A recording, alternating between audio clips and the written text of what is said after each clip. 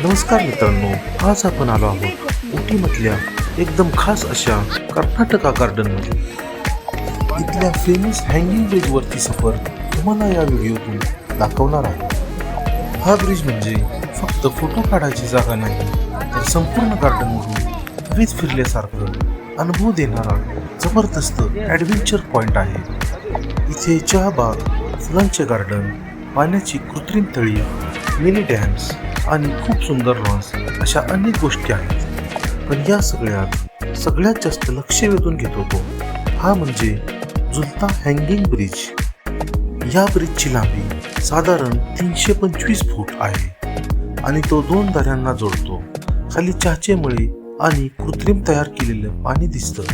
ब्रिजची उंची अंदाजे 80 ते 100 फूट पर्यंत आहे. त्यामुळे चालताना खालचा संपूर्ण गार्डन, हिरवाई आणि पाण्याचे नजारे अगदी स्पष्टपणे हवेतून दिसतात.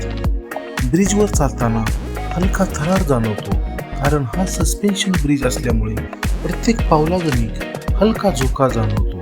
दोन्ही बाजूला पसरलेला चहामळा आणि मधोमध लटकलेला हा ब्रिज अशी कमाल फ्रेम तयार होते.